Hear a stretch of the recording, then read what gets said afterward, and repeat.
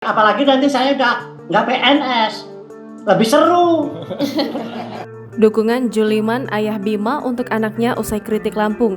Apalagi nanti saya nggak PNS, lebih seru. Ayah TikToker Bima Yudo, Juliman, semakin tak segan memberikan tanggapan menohok kepada Ginda Ansori. Hal ini tak lepas setelah Ginda Ansori, pengacara yang telah melaporkan anaknya itu menyentil soal pendidikan dan etika bicara Bima Yudo Saputro. Juliman bahkan mengungkap akan terus mendukung penuh Bima Yudo untuk mengkritik Lampung. Pernyataannya itu disampaikan saat Juliman dan Ginda Ansori dipertemukan di acara stasiun TV.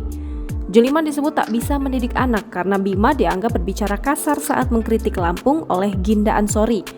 Juliman menyampaikan, meski Bima terkesan berbicara kasar, namun pemuda yang sedang menempuh pendidikan di Australia itu tidak korupsi. Juliman lalu membandingkan sikap Bima dengan seseorang yang bersikap sopan santun namun doyan korupsi. Ginda Ansori kemudian mengaitkan pendidikan Bima dengan ucapannya yang menyebut Lampung Dajjal saat menyampaikan kritikan. Menurut Ginda, semakin tinggi tingkat pengetahuan seseorang, maka akan semakin santun dalam rangka menyampaikan kritikan.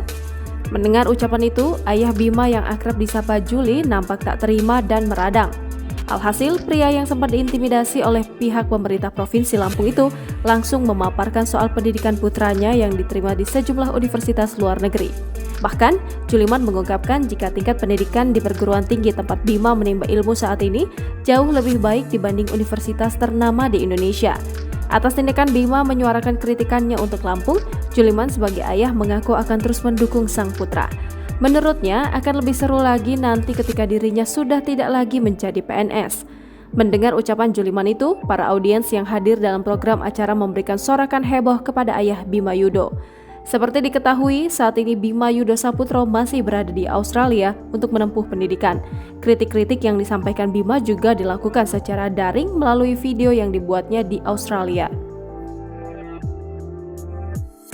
Apalagi nanti saya udah nggak PNS, lebih seru.